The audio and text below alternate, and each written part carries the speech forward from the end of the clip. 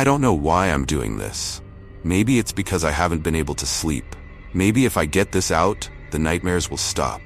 Maybe you'll listen and understand. Or maybe you'll think I'm crazy, and that's fine too. But trust me, I wish this was just some made-up story.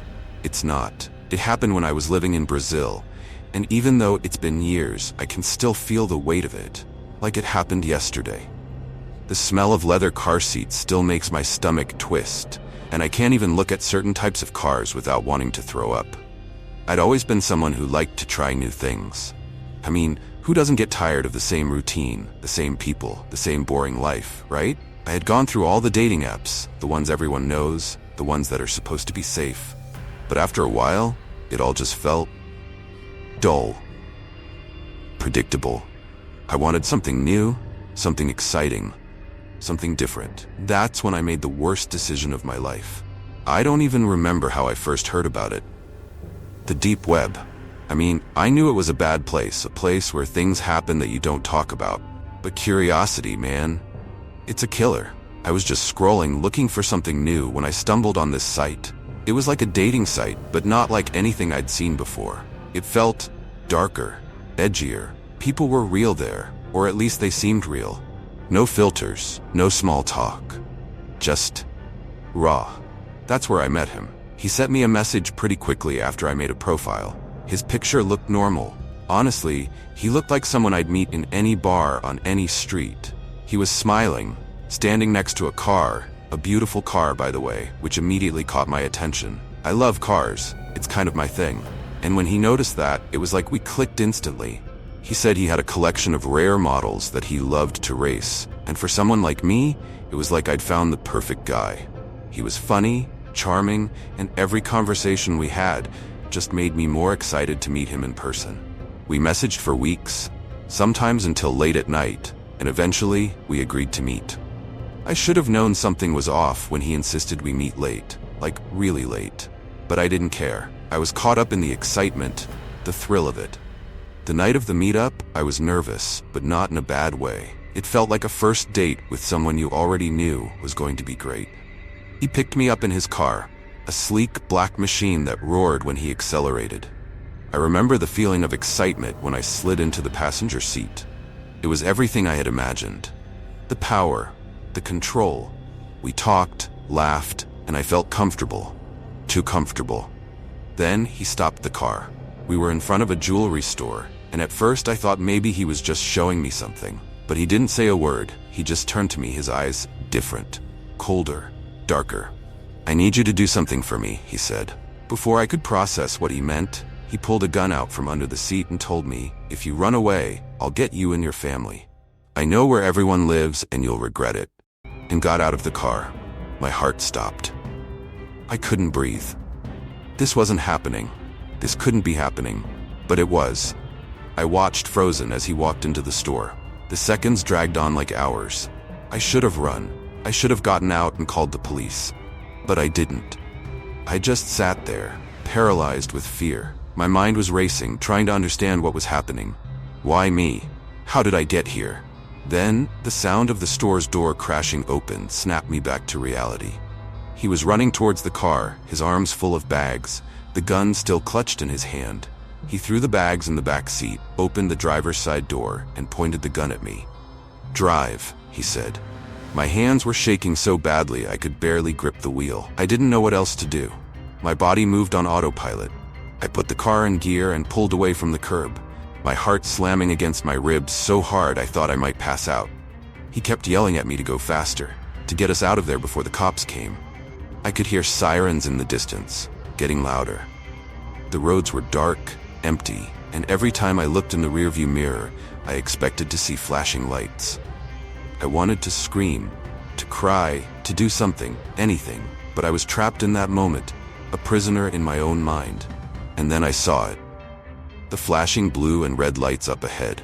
We were getting closer, too close. I knew there was no way out.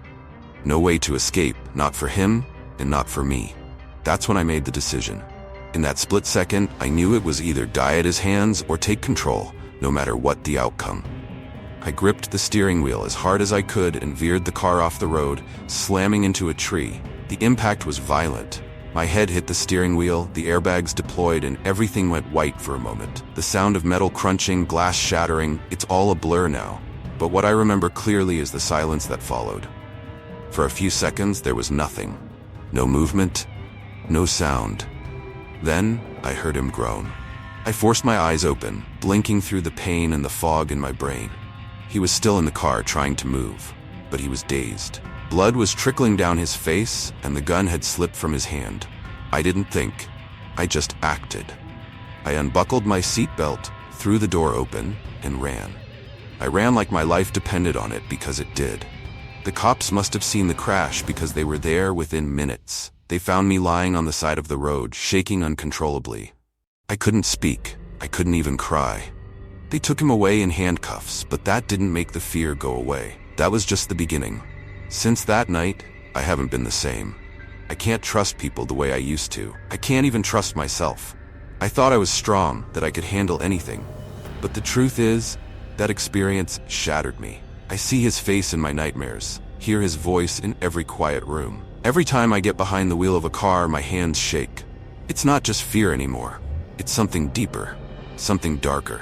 Like a part of me died that night, and what's left is just a shell. Haunted by the memories of what could have happened if I hadn't made that split-second decision.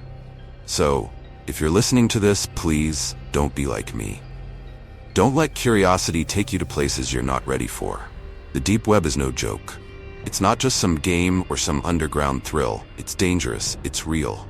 And there are people out there who will take everything from you, given the chance. I barely escaped with my life. But the scars, the ones you can't see, they'll never heal. Be careful, please.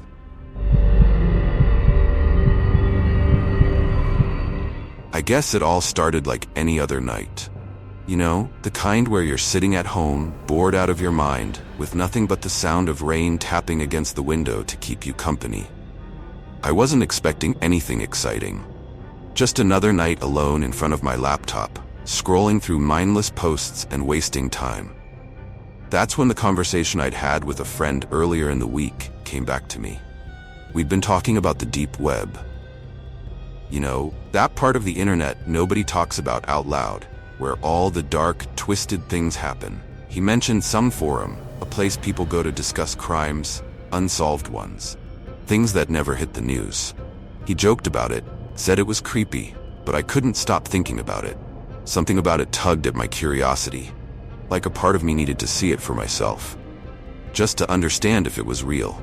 So I downloaded the browser. It wasn't hard. There are guides for it, if you know where to look. The whole time my hands were sweating, I felt stupid. What kind of person does this? But once I was in, it was just underwhelming. Pages loaded slowly, and most of it was just garbage. Conspiracy theories, people posting anonymously about things that didn't matter. For a while, I thought maybe I'd wasted my time. And then, I found it. A link, buried under a thread titled Unsolved Mysteries. No description, no warning. Just a title that sent a chill down my spine. You are being watched. I should have stopped there. I should have closed my laptop, laughed at how stupid I was being, and gone to bed. But I didn't. Instead, I clicked. At first, nothing happened. The page was blank, just a black screen with a single box in the middle. I remember staring at it, waiting for something to load. And then, slowly, words began to appear. We know who you are. My heart skipped a beat. I told myself it was some generic scare tactic, a joke, something designed to mess with curious idiots like me. Still, it got under my skin. I was about to close the tab when my phone vibrated. It was a message from an unknown number. My stomach tightened as I opened it, expecting some spam or random text, but what I saw made my blood run cold. It was a photo of me, taken from outside my window. I froze. The angle, the timing. It wasn't an old picture. It had to be taken just then. While I was sitting there, reading that message, I could feel the walls closing in around me, every shadow in the room stretching just a little too long, the air growing heavier. Before I could even process it, another text came through. You should have locked the back door. My breath caught in my throat. I didn't know what to do.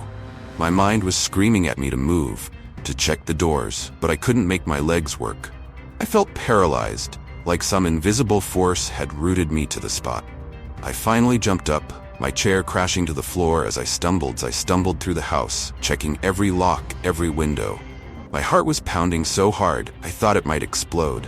When I reached the back door, my fingers fumbled over the lock, twisting it shut. And then I heard it. The slow, deliberate turn of the door handle. I can still hear that sound. The slow, deliberate turn of the handle. It's strange how such a small thing can be so loud, so deafening when you know it shouldn't be happening. I stood there, frozen in place, every muscle in my body locked tight as if bracing for the inevitable. The rain outside had picked up, its steady patter now a torrential downpour that did nothing to drown out the terror building inside me. I wanted to believe it was the wind, that somehow it had twisted the handle on its own. But deep down, I knew better. I could feel it. Someone was out there, just on the other side of that thin door. Waiting. Watching. I forced myself to move, backing away from the door as quietly as I could. My heart was hammering so hard against my chest that it drowned out everything else, like a drum beating the rhythm of my fear. I glanced at my phone, still clutched in my hand, but I couldn't make the call. My fingers trembled too much to dial, and part of me knew it wouldn't matter. Whoever they were, they already had me cornered. Another vibration, another message. They won't help you. I stared at the screen, my mind reeling. How did they know? How could they possibly know what I was thinking? The words burned into my mind, searing into the very core of my being, a reminder that I wasn't in control anymore. Desperation clawed at me. I dialed the number for the police, fumbling as I tried to keep the panic at bay, but the line never connected. There was just static, an empty void where help should have been. I tried again and again, but nothing. It was as if the outside world had simply ceased to exist. Like I was cut off, isolated in this nightmare that had become my reality. And then I heard it, the soft, almost imperceptible creak of a floorboard from inside the house. My breath caught, my blood turning to ice. I wasn't alone. The realization hit me like a punch to the gut, knocking the air from my lungs. Someone had gotten inside. I didn't know how, I didn't know when, but they were here. In my house. The one place I had thought I could be safe. I could hear them moving now, their footsteps soft but deliberate, like they were taking their time, like they knew exactly how long it would take for the fear to consume me. Each step echoed louder in my ears, filling the silence with a dread that wrapped itself around me like a suffocating blanket. I had to hide. That was my only thought. Hide. Escape. Survive. I stumbled towards the nearest closet, every inch of me shaking with terror. I crouched inside, pulling the door closed behind me, leaving only the faintest crack to peer through. I finally jumped up, my chair crashing to the floor as I stumbled through the house, checking every lock, every window. My heart was pounding so hard I thought it might explode. When I reached the back door, my fingers fumbled over the lock, twisting it shut. And then I heard it. The slow, deliberate turn of the door handle. I can still hear that sound. The slow, deliberate turn of the handle. It's strange how such a small thing can be so loud, so deafening when you know it shouldn't be happening. I stood there, frozen in place, every muscle in my body locked tight as if bracing for the inevitable. The rain outside had picked up, its steady patter now a torrential downpour that did nothing to drown out the terror building inside me. I wanted to believe it was the wind, that somehow it had twisted the handle on its own. But deep down, I knew better. I could feel it. Someone was out there, just on the other side of that thin door. Waiting, watching. I forced myself to move, backing away from the door as quietly as I could. My heart was hammering so hard against my chest that it drowned out everything else, like a drum beating the rhythm of my fear. I glanced at my phone, still clutched in my hand, but I couldn't make the call. My fingers trembled too much to dial, and part of me knew it wouldn't matter. Whoever they were, they already had me cornered. Another vibration, another message. They won't help you. I stared at the screen, my mind reeling. How did they know? How could they possibly know what I was thinking? The words burned into my mind, searing into the very core of my being, a reminder that I wasn't in control anymore. Desperation clawed at me. I dialed the number for the police, fumbling as I tried to keep the panic at bay, but the line never connected. There was just static, an empty void where help should have been. I tried again and again, but nothing. It was as if the outside world had simply ceased to exist, like I was cut off, isolated in this nightmare that had become my reality. And then I heard it, the soft, almost imperceptible creak of a floorboard from inside the house. My breath caught, my blood turning to ice. I wasn't alone. The realization hit me like a punch to the gut, knocking the air from my lungs. Someone had gotten inside. I didn't know how, I didn't know when, but they were here. In my house, the one place I had thought I could be safe. I could hear them moving now, their footsteps soft but deliberate, like they were taking their time, like they knew exactly how long it would take for the fear to consume me.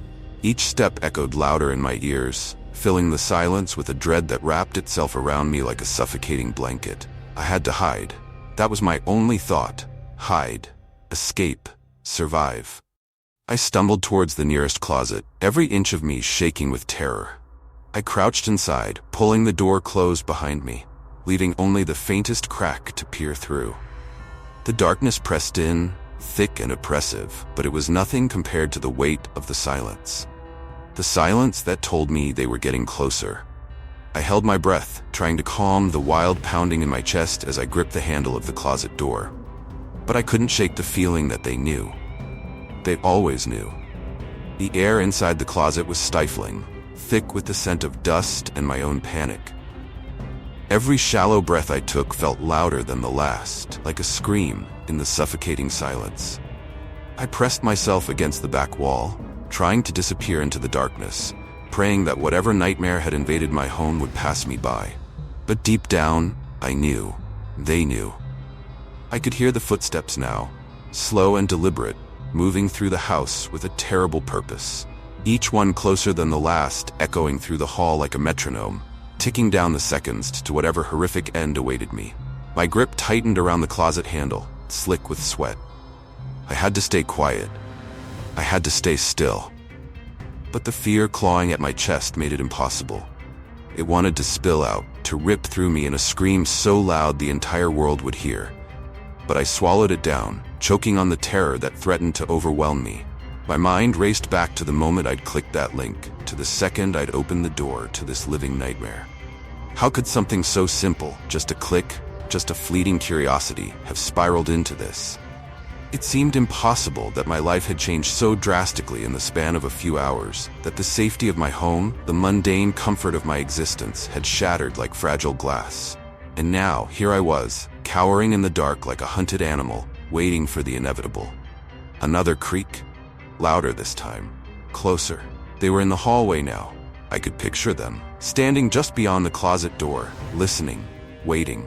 Every nerve in my body screamed for me to run, to burst from my hiding place and make a break for the front door. But I couldn't move. My body was frozen, paralyzed by fear and the certainty that if I made the slightest noise, it would be over. They would find me. They would catch me. In the oppressive quiet, the sound of my own heartbeat filled my ears, a relentless pounding that drowned out everything else. I wanted to believe that I was imagining it, that this was all some sick, twisted game playing out in my head. But the footsteps were too real. The way the floorboards creaked under their weight, the slow, methodical way they moved, it was deliberate. They were toying with me. And then I heard it.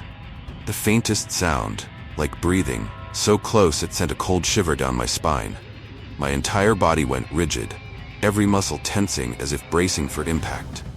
The air was thick with tension, so heavy I could barely breathe, but I dared not make a sound.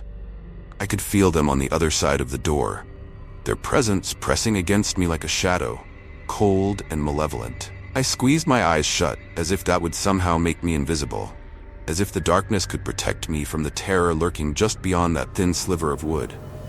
But it was useless. I could feel their eyes on me. They knew I was here. They'd known all along. The silence stretched, unbearable, before I heard the faintest whisper of movement. They were leaving, or perhaps just waiting, letting the fear fester, letting it consume me from the inside out. I wasn't sure which was worse. I don't know how long I stayed there, huddled in the closet, barely daring to breathe. Time felt warped, twisted, as if the moments stretched on for an eternity, pulling me deeper into my own mind. Each second that passed only intensified the suffocating dread, that gnawing, insidious fear that something was waiting just outside, lurking in the darkness that had consumed my life. My thoughts became disjointed, spiraling into a chaotic tangle of paranoia and desperation. And then, in the stillness, I realized something. The footsteps had stopped. I strained my ears, my heart pounding in rhythm with the silence. No creaks, no shuffling, just an eerie, oppressive stillness that weighed down on me like a lead blanket. For a moment, a terrible hope flickered within me. Had they gone? Could they have simply left, leaving me to rot in this pit of fear they'd created? But no, that was too easy. Too simple. The thought only reminded me of how utterly trapped I was. Even if they had left, they would be back. And that idea, that lingering threat, was somehow worse than if they had stayed. I don't remember making the decision to leave the closet. It was more like my body acted on its own, driven by some primal instinct for survival. Slowly, carefully, I eased the door open, the hinge groaning softly in protest. I winced at the sound, my breath catching in my throat as I waited for some sign that they had heard. But there was nothing, just that same crushing silence. Step by step, I crept out into the hallway. The darkness seemed even more oppressive out here, pressing in from all sides, suffocating in its stillness. Every inch of my skin prickled with the sensation of being watched, though I couldn't see anything in the shadows. My mind raced with every possible nightmare that could be waiting for me, lurking just beyond my field of vision, silent and patient. I couldn't shake the feeling that I was being herded, like prey in some sadistic game. Each step I took felt like it had already been anticipated, like they were watching me from somewhere just out of sight, enjoying the spectacle of my fear. But I didn't stop. I couldn't. I had to get out. When I reached the front door, my hands shook so violently I nearly dropped the keys. My pulse roared in my ears, each second feeling like a countdown to my inevitable end. But somehow, I managed to unlock it. As the door swung open, the cold night air hit me like a slap to the face, shocking me back into the present. For a fleeting second, I felt a rush of relief, as if the mere act of opening that door had freed me from the nightmare that had swallowed my home whole. I stepped outside, my body trembling uncontrollably, and began to run. I don't know where I thought I was going, only that I had to get as far away as possible. The rain soaked through my clothes, but I didn't care. I ran until my lungs burned, until my legs gave out, until the lights of my house were just a distant, haunting memory. But as I collapsed on the wet ground, gasping for breath, I knew the truth. It wasn't over. It would never be over. The door may have opened, but the darkness had already seeped inside me into the cracks of my mind where it would live forever. I had escaped, but only in the most physical sense. Inside, where it really mattered, I was still trapped in that closet, still waiting for the footsteps to return. Because they always knew, and they always would.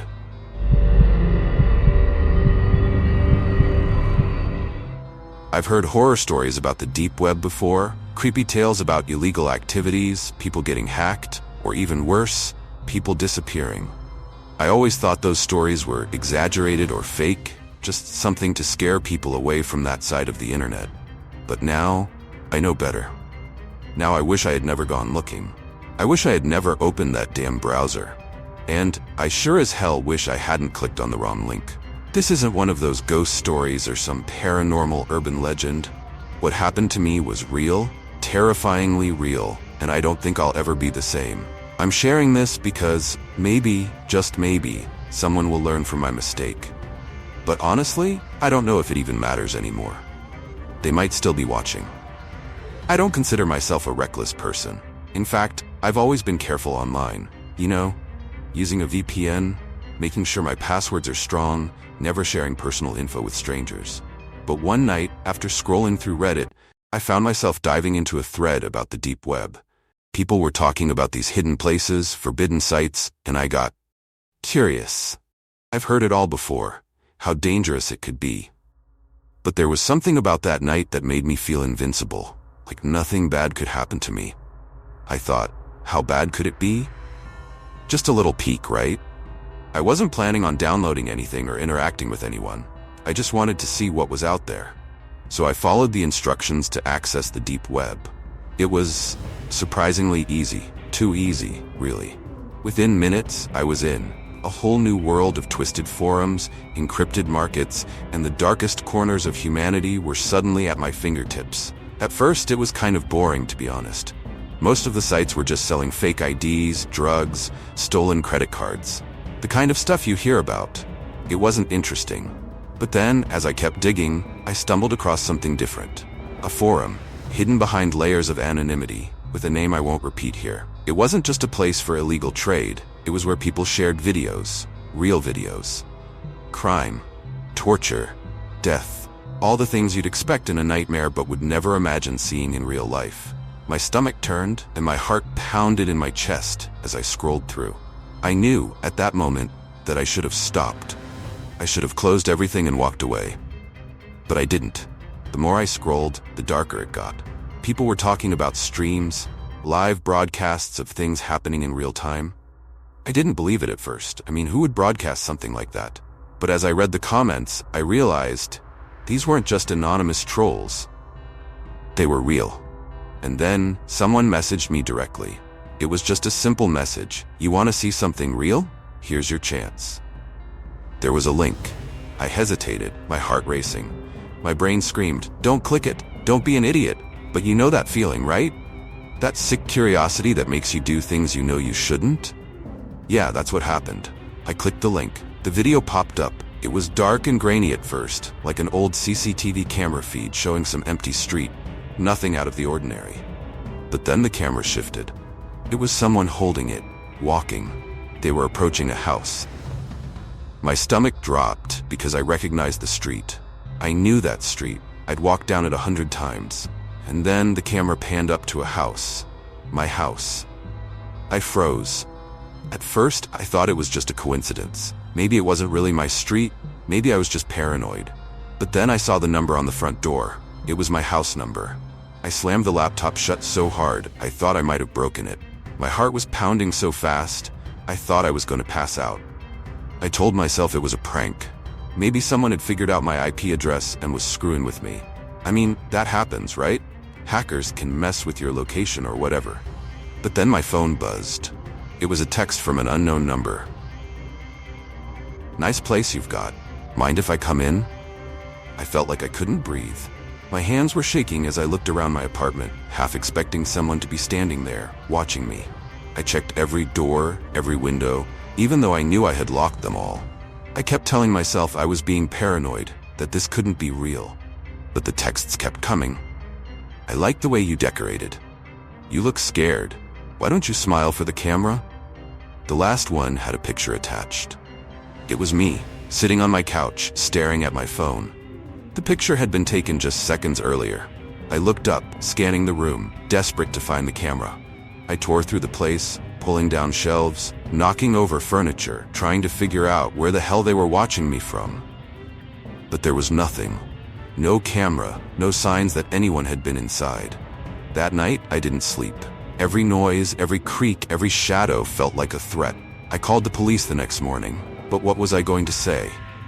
Someone's watching me through my laptop and they know where I live? They'd laugh me off the phone. I checked my doors and windows again, making sure everything was locked, but I knew it wouldn't help. A couple of days passed and I started to convince myself that it was all just some sick joke. Maybe I'd freaked out over nothing. Maybe it was just a hacker trying to scare me. I didn't go back on the deep web. I didn't go back online at all, honestly. But I couldn't shake that feeling, that gnawing fear in the pit of my stomach. It felt like someone was still watching me. Like their eyes were on me every second, and then it got worse. One night, I woke up to a strange sound. It was faint at first, like someone gently tapping on my window. But as I sat up, the noise stopped. I got up, heart racing, and walked over to the window. Nothing. I figured it was just the wind or my nerves playing tricks on me. But when I turned around, there was something new on my phone, a video message. I opened it. The footage was shaky, but clear enough. It showed the inside of my apartment. Someone had been inside. They had filmed everything. My kitchen, my living room, my bedroom. They had been here. And then the camera turned, slowly, until it was pointing right at my bed. It was me. I was lying there, asleep. I couldn't move. I couldn't breathe. My mind was racing, trying to figure out how the hell someone had gotten in, how they had filmed me without me waking up. But the worst part? There was no sound. It was completely silent.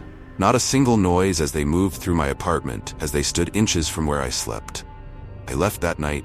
I grabbed my keys, threw on a jacket, and ran. I didn't know where I was going. I just needed to get out. I drove for hours, not stopping until I reached a motel in some small town miles away. I didn't tell anyone where I was going. I didn't tell anyone what had happened. Who would believe me? Hell, I barely believed it myself. But the texts didn't stop. They followed me, no matter where I went. Photos of me, standing outside the motel. Videos of me, walking to my car. It didn't matter how far I ran, how many locks I put on the doors. They were always one step ahead, always watching. I don't know how they did it. I don't know who they are. And the worst part is, I don't think they're ever going to stop. Every night, I'm scared to close my eyes. Every shadow, every flicker of movement makes my heart race. I've thought about going to the police again, but what could I possibly say? There's no proof, no names, just an endless, suffocating fear that they're still out there, waiting for the right moment. I should have never gone on the dark web. And if you're even thinking about it, let me tell you, don't. You don't know what you'll find. And once you're on their radar, there's no going back. I don't even know where to start. I never thought I'd be one of those people sharing their horror stories online. You know, the creepy ones you hear late at night when you're supposed to be asleep, but just can't stop listening. But after everything that's happened, I have to get this out. Maybe someone out there will believe me. Maybe someone will listen and understand how terrifying it is to live like this now. It started like any other day. Just normal. Work was boring. My life was boring, and I was tired of the same routine. I had this itch for something different, something thrilling.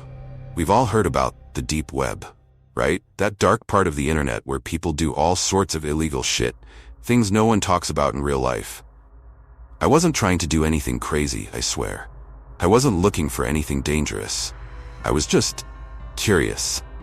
You hear people say curiosity killed the cat, but you never think that you could be the cat.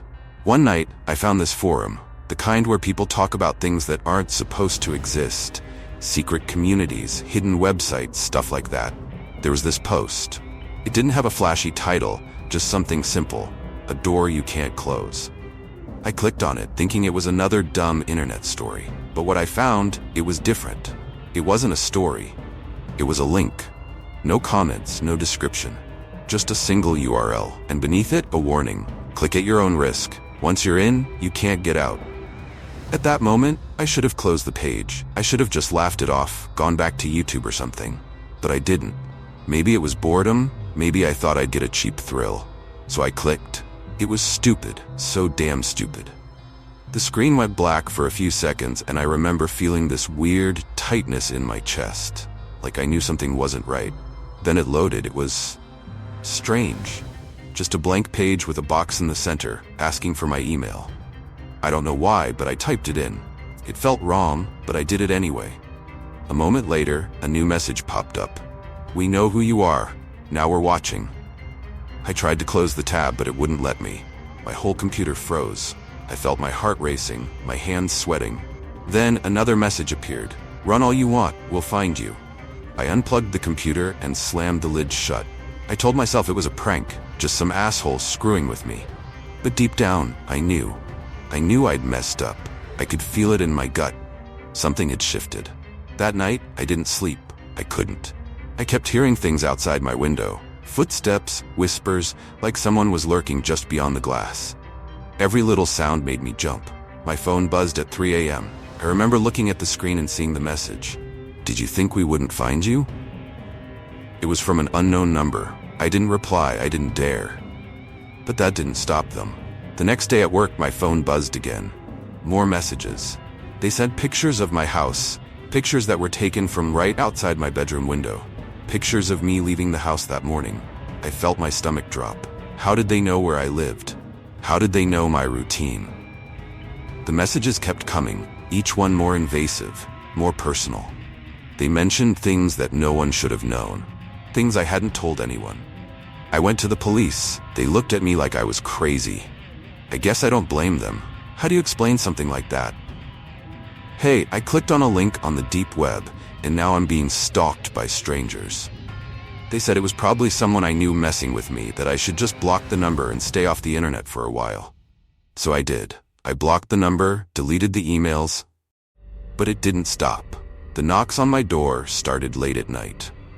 Quiet at first, just a single tap here and there. But over the next few nights, they got louder, more aggressive. By the third night, I was terrified to even look through the peephole. What if someone was standing there? What if they were waiting for me? I called the cops again. They came out, did a sweep of the property, but found nothing. They told me it was probably kids playing a prank. You're fine, they said. Just keep your lights on at night. But I wasn't fine. Something was wrong. I could feel it in my bones. Every night, it got worse. The knocks turned into banging. My windows rattled. Sometimes I'd hear footsteps in the hallway outside my apartment. I started staying awake all night, sitting in the dark with my back pressed against the wall, just waiting for something, anything, to happen. And then, one night, it did. It was around 2 a.m. The air in the room felt thick, suffocating. The banging started again, harder this time. My heart was pounding so loud I thought it would explode. I grabbed my phone to call 911, but before I could dial, I heard it, a voice, low and guttural, whispering through the door. "We're here." I froze. I couldn't breathe. I could barely think. My mind was racing, and all I could hear was that voice over and over again. "We're here. We're inside." And that's when I heard it, the soft creak of the floorboards. Someone was in the apartment. I bolted for the back door, grabbing my keys and wallet on the way out. I didn't even bother to turn on the lights. I just ran. I didn't care where, I just needed to get out of there. I got into my car and drove. I don't even remember how long I was on the road. Everything after that is a blur. Hours later, I pulled over at some random gas station and just sat there, staring at the steering wheel, trying to catch my breath. My hands were shaking so bad I couldn't even grip the wheel properly. Eventually, I checked my phone. There was a message waiting for me. "You can't run forever." I threw the phone across the car. I didn't care anymore. I just needed to feel like I was still in control. But the truth is, I wasn't. I haven't been in control since the moment I clicked that link. I changed my number, moved to a different city, deleted everything, every account, every trace of who I was. But I still can't shake the feeling that they're out there, watching, waiting. And the worst part, I don't know who they are, what they want, or why they picked me. But every night, I hear those knocks. Sometimes they're faint, just a little tap, tap, tap against the window. Other times it's louder, more insistent, like they're trying to remind me that they're still here. Still watching. I haven't slept in weeks. The fear never goes away. I'm constantly looking over my shoulder, jumping at every sound. I can't trust anyone, can't let my guard down for even a second.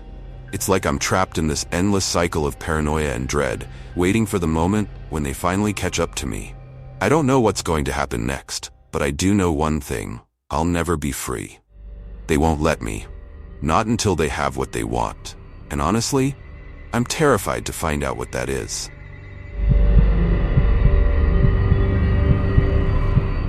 Title: I was followed by a dark web stalker. True horror story.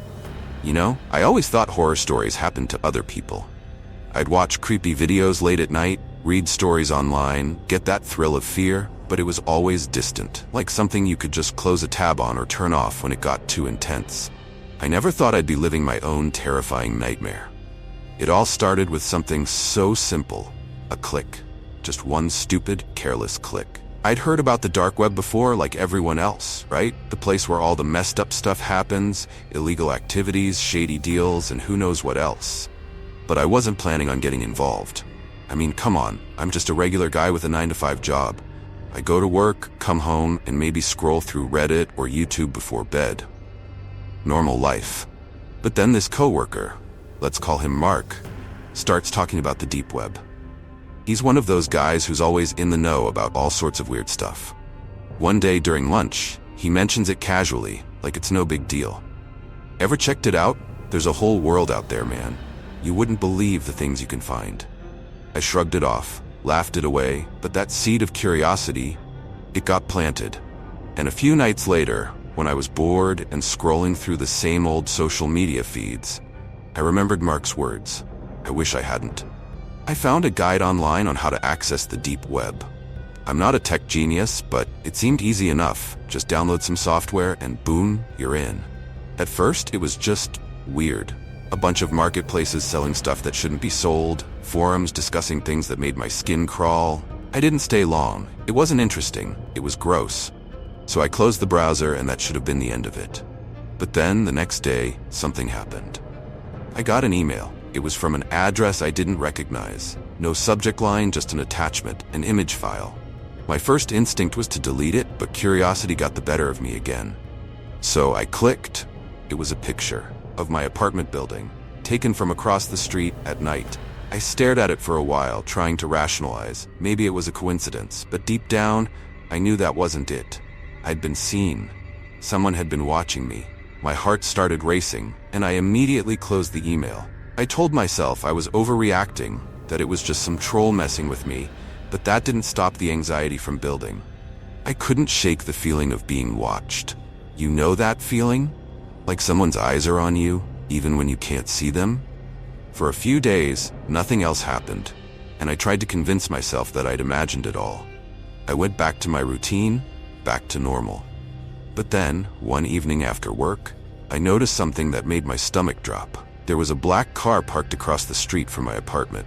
It wasn't unusual to see cars there, of course, but this one was different. The windows were tinted, too dark to see inside, and it didn't move for hours. I remember standing by the window, peeking through the blinds, telling myself it was probably nothing. But my nerves were shot, my heart pounding in my chest like a drum.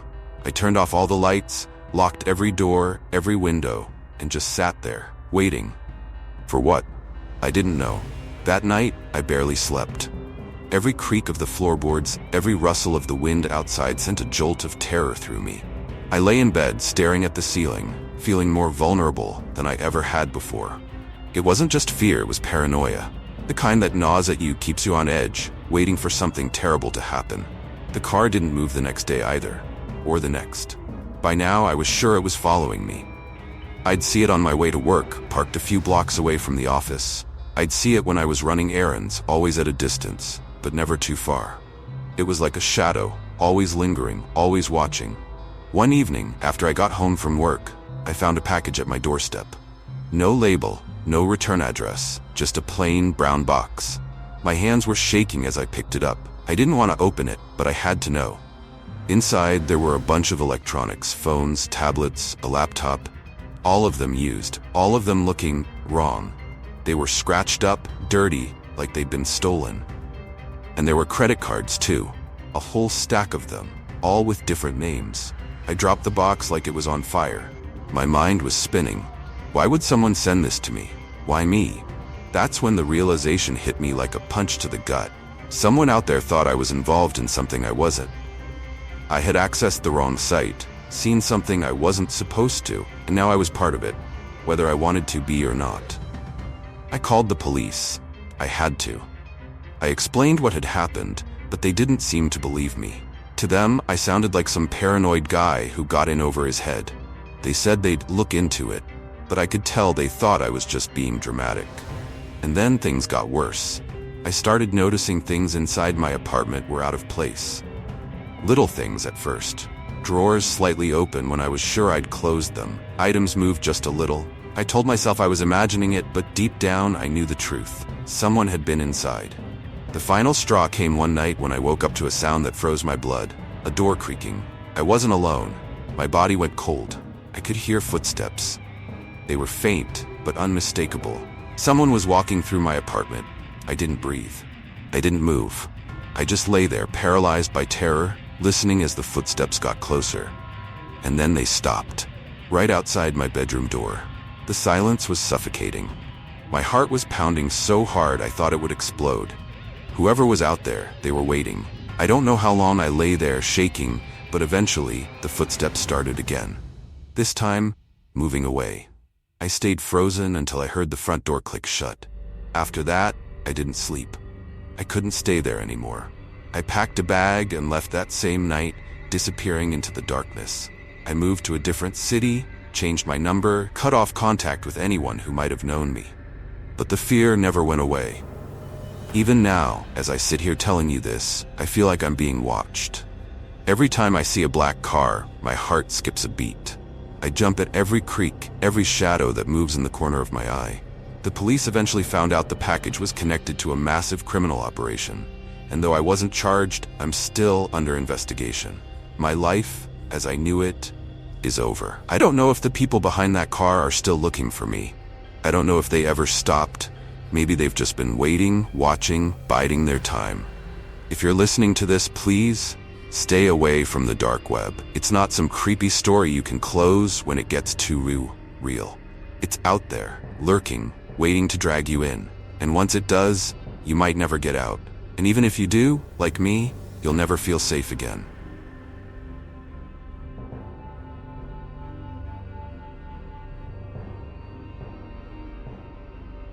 Thank you so much for joining me on this chilling journey. Your presence means everything to me. If you found this video hauntingly captivating, I would be incredibly grateful if you could subscribe to the channel and leave a like. I create these terrifying tales especially for you, the brave souls who embrace the dark and mysterious. Your support fills my heart with gratitude, and I can't thank you enough for being part of this community. As you continue your night, I invite you to explore another story that's playing on your screen right now. Together, let's keep the thrill of horror alive. Thank you from the depths of my heart, and sweet nightmares, until we meet again.